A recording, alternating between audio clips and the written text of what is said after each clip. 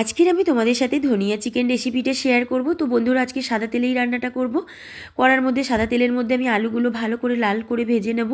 আলুগুলো আমার পুরো ভাজা হয়ে গেছে।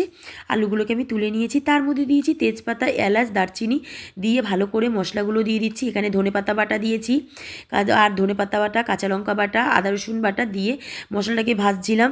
তার মধ্যে টমেটো, এখানে নুন, হলুদ, গুঁড়ো লঙ্কা, হচ্ছে চিকেন মশলা দিয়ে ভালো করে মশলা ভেজে নিয়েছি। এখানে চিকেনগুলোকে ধুয়ে রেডি করে রেখেছিলাম, চিকেনগুলো সব অ্যাড করলাম, দিয়ে ভালো করে চিকেনগুলোকে ভালো করে কষিয়ে নিলাম বন্ধুরা। কষিয়ে যতক্ষণ না তেল ছাড়বে ততক্ষণ অবধি কষাতে হবে।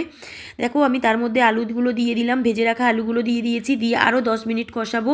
কষিয়ে আমি আগে থেকে গরম জল ফুটিয়ে রেখেছিলাম, গরম জলটা দিয়ে দিলাম। গরম জলটা দিয়ে দেওয়ার পরে বন্ধুরা আমি ঢাকা দিয়ে দিয়েছিলাম 10 মিনিটের জন্য।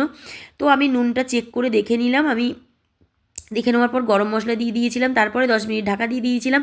তো আমার ধনিয়া চিকেন রেডি। কেমন লাগলো রেসিপিটা জানিও কমেন্টস করে।